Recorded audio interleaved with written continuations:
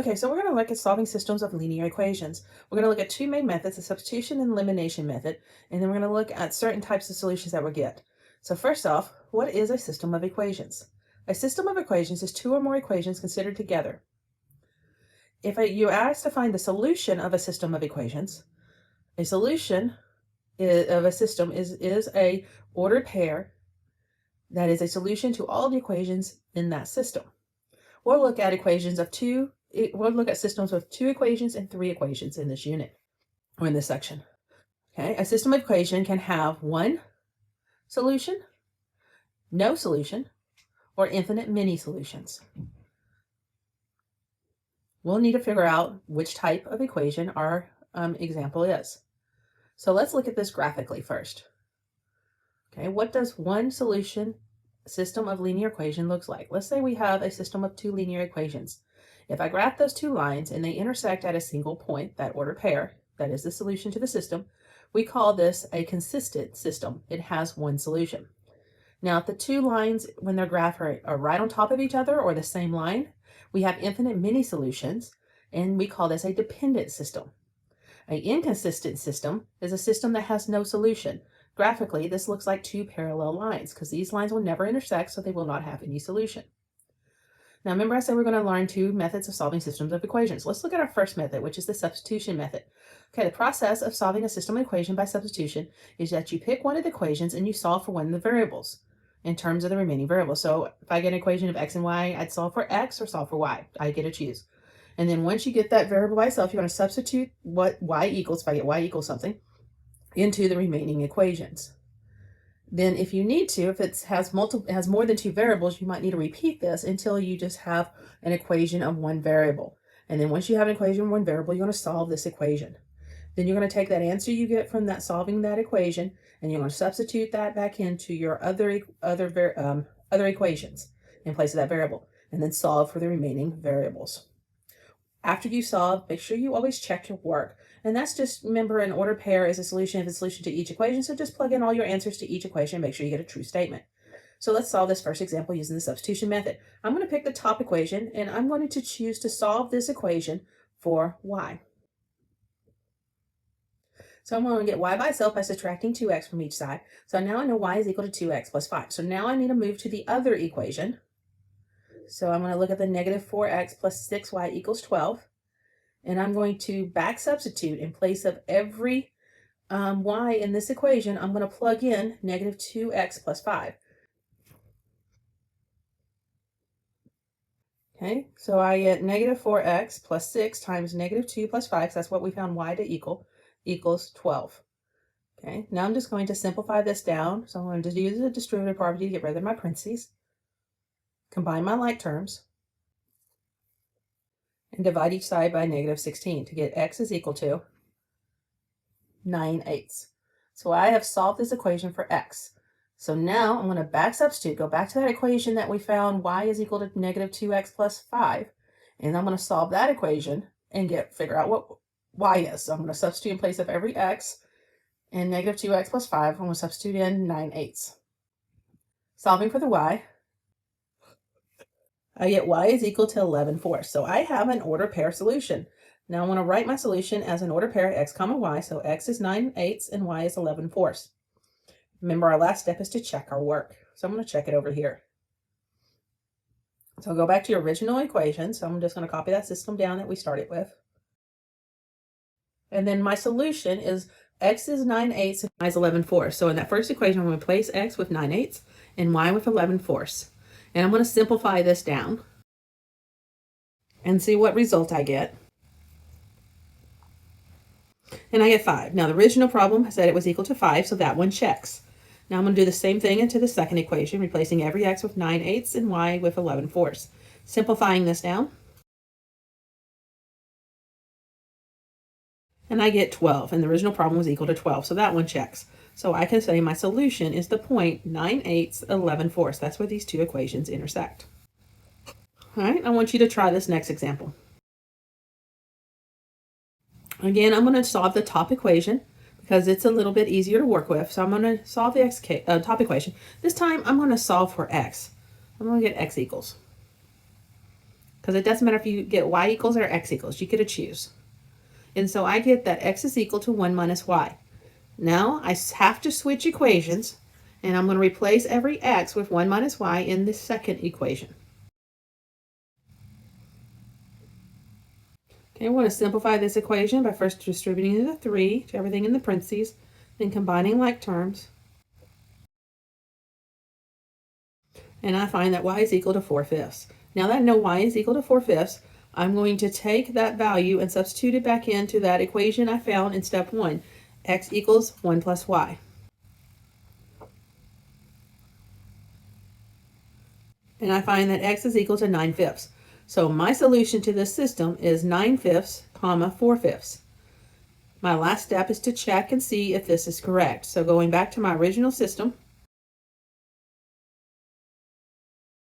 working with the first equation, replace x with 9/5 and replace the y with 4/5. Simplify this down, and I get 1. And that does equal to what the original problem should equal, so that one checks. And then for the second equation, again, replacing y with 9/5 and x with 9/5 and y with 5/4. Simplifying this down.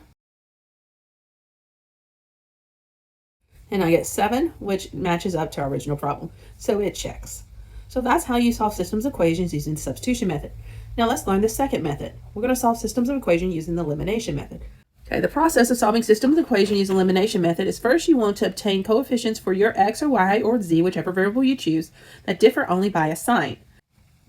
So like 2 and -2. Now you do this by multiplying all the terms in that equation or in another equation by a suitable chosen constant. Then you're going to add the two equations together to eliminate one of the variables, and you're going to repeat this until you get a single variable left. Then you're going to solve for that resulting equations.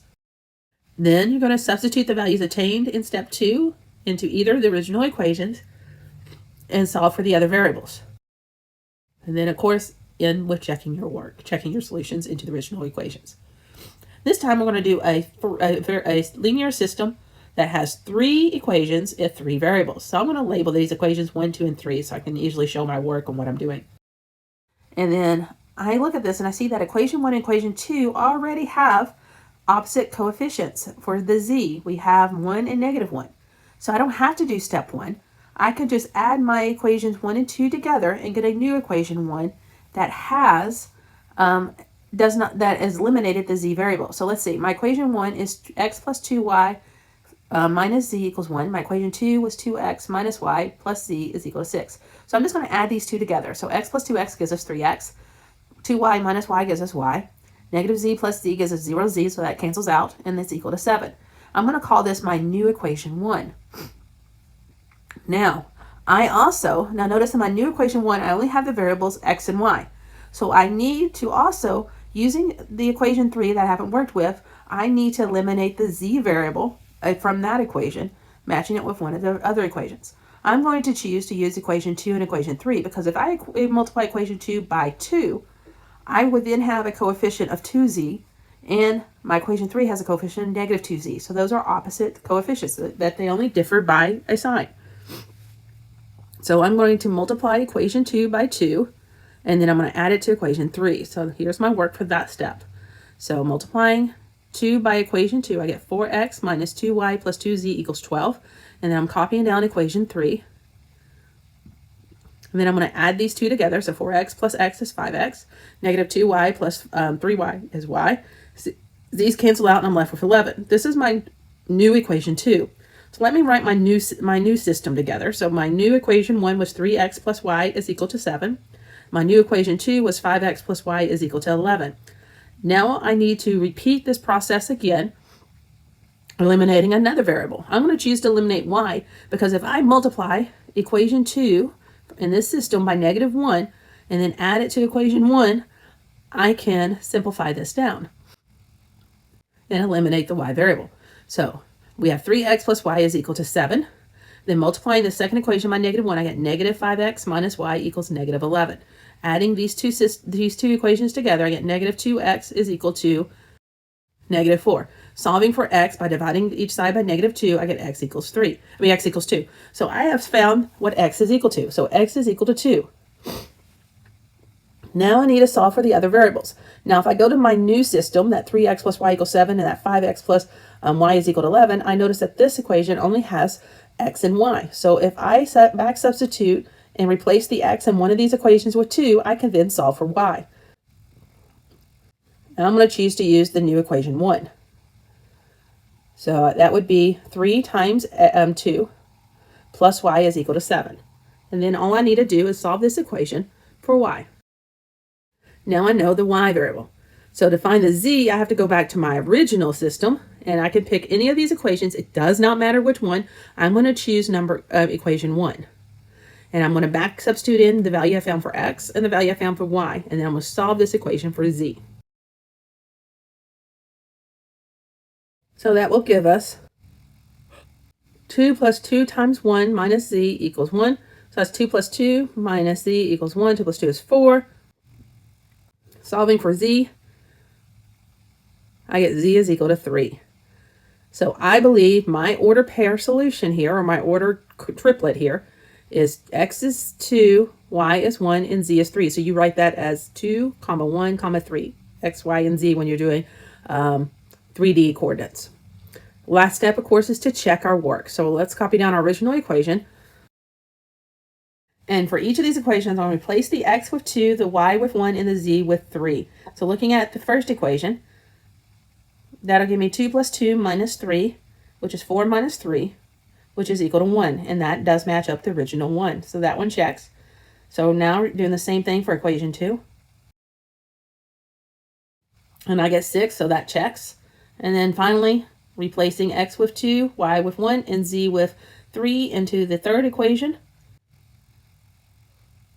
And I get -1. So that's my solution. That's how you solve systems equation with the elimination method. You try this one. The first thing I notice about this system is the second equation only has the variables x and y. So if I could add equations 1 and equation 3 together and eliminate the z, I would already have a system with just 2 variables, x and y. So that's what I'm going to do. Now I need to choose numbers so that I can get opposite z's. So I'm going to choose to multiply equation 1 by 5 and multiply equation 3 by -3. So I could get opposite coefficients of the z, 15 and -15. So that's what I mean, you have to choose what to multiply by. So let's get our new system here. So multiply equation 1 by 5. And I get 5x minus 10y plus 15z equals 45. Now I'm going to multiply equation 2, the equation 3 here by -3. So I get -6x plus 15y minus 15z is equal to -51. Then I'm going to add these two equations together. So 5x minus 6x is -x. -10y plus 15y is plus 5y. Z's cancel out, and I'm left with -6. I'm going to call this my new equation 1. And then I'm going to use this in my equation 2 from my original system and write my new system of just 2 variables. So -x plus 5y is equal to -6. And my new equation 2 is going to be -x plus 3y is equal to -4. Now I need to choose another variable to eliminate. Well, I already have the same coefficients in front of the x term. So if I multiply one of those equations by -1, and I'm going to choose to multiply the top equation by -1, then they would have opposite coefficients, and I could add them together and eliminate the x. So multiplying the top equation by -1, I get x minus 5y is equal to 6, copying down my second equation, and adding these two equations together, I end up with -2y is equal to 2. Solving for y, I get y is equal to -1. So I found my first variable solution. Y is -1. Now we're going to do back substitution. So I'm going to pick one of my new equations, new 1 or new 2. I'm going to choose to substitute it in. I'm going to choose to substitute in y equals -1 into equation 2. It doesn't matter which one you choose. And then I'm going to solve for x. So I get -x plus 3y is equal to 4. So that'd be -x plus 3 times a -1 is equal to -4. So -x minus 3 is equal to -4. -x is equal to -1, so x is 1. So I found my x value. So now I go back to my original equations and pick one of those original equations, it doesn't matter which one, and back substitute in place of x, 1, and in place of y, -1, and then solve the equation for z. I'm going to choose to do this in equation 1 from our original system. So again, replacing x with 1, y with -1, solve for z. And I end up at z is equal to 2. So my order triplet for this system is the point 1, comma, -1, comma, 2. Don't forget to check your work. So let's check our answer here. And going back to our original system, starting with equation 1, we place every x with 1, y with -1, and z with 2. And simplify that down, and hopefully I'll get 9 as an answer. So let's see. That's 1 plus 2 plus 6, which is 9. So yes, first equation checks. Replacing y with 1 and x with -1, let's see what we get. And we get -4, so that one checks. And then equation 3, we do the same thing. X is 1, y is -1, z is 2. And simplifying that down, and I get 17, so it checks. And that's how you solve system equation by elimination. I hope you did it well. Now we're going to look at the other two cases. So far we only looked at when we got one solution, consistent systems of equations. But what happens, what does it look like when we have the other types of answers? How do we recognize inconsistent solutions? Remember, inconsistent solutions are solutions that where there's no solution to the problem. And we can recognize those graphically by knowing that the lines never intersect. Or we can look at it, how do we do it if we're looking at it algebraically? So, algebraically, what does a system that's inconsistent look like? Well, here's an example to show you. We're going to go through this technique the same way. You can choose to solve it any method, either substitution or elimination. I'm going to choose to solve this system using the substitution method, just so we can get more practice with it. So I'm going to pick one of the equations. I'm going to choose the top equation and solve for one of the variables. So I'm going to choose to solve for y by subtracting 2x from each side.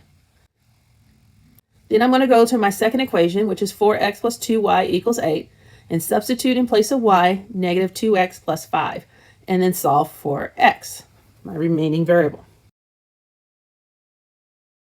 So in the second equation, I'm going to replace the y with -2x plus 5. Use the distributive property to get rid of my parentheses. And then I'm going to add the x's together and subtract 10 from each side, and I get 0 is equal to -2. Now, 0 is not equal to -2. This is a false statement. So when the variables cancel out and you end up with a false statement, that's how you recognize algebraically that you have a system with no solution. It is an inconsistent system of equations. So I know my answer would be no solution. So if the variables cancel and you get a false statement as a result, 0 is not equal to -2, that's how you recognize algebraically an inconsistent system. So now let's look at how to figure out algebraically. I have a dependent solution. Remember, a dependent solution is when we have infinite many answers. I'm going to choose to solve this using the elimination method just so we can get another practice with elimination. So I need to have opposite coefficients in equations 1 and equation 2. I'm going to choose to eliminate y by multiplying equation 1 by 3. So I would have 3y and -3y. And then I'm going to add these two equations together. So multiplying the first equation by 3, I get 6x plus 3y is equal to 12. And then copying down the second equation and then adding these together. Okay, so 6x minus 6x is 0. 3y minus 3y is 0. 12 minus 12 is 0. Now 0 is equal to 0. The variables canceled out in this situation as well, but I get a true statement. 0 is equal to 0. If the variable cancels out and you get a true statement, you know that this is a dependent system. One variable depends on the other variable, and there's infinite many solutions to the problem. So our solution is infinite many. But we don't want to leave our answer just saying infinite many. We want to be more exact on how that solution looks like. How are they dependent on each other? How are they interrelated to each other? And all you do to figure out how they're dependent is you look at one of the equations, and I'm going to choose the top equation and solve for one of the variables. So I'm just going to get that top equation and get it y equals. And so I say y is equal to -2x plus 4. So I've now defined y in terms of the x variable. So I'd write my solution as x comma -2x plus 4. So for any x I choose, my y needs to be -2 times that x value plus 4, and that would be a solution. And that would work for any real number I choose x to equal to. So this is how you write your answer to an infinite many solution problem or a dependent system That's why we call it dependent. One variable depends on the other variable. Now, this is not the only answer for this problem, and sometimes your textbook only gives you the one answer. They usually choose one of the variables. I could have just as easily solved one of these systems for the other variable. So I could have got x by itself. If I get x by itself, I get x is equal to negative 1/2 y plus 2. So I could have wrote this as negative 1/2 y plus 2, comma, y. So that is also a solution of how to write your dependent. So you get to pick which variables to choose from. Again, they would usually choose this x, or sometimes the textbook chooses the z, is the one that's most common. And mainly they would have chose this x because of the original equation it's the simplest to write it in that form.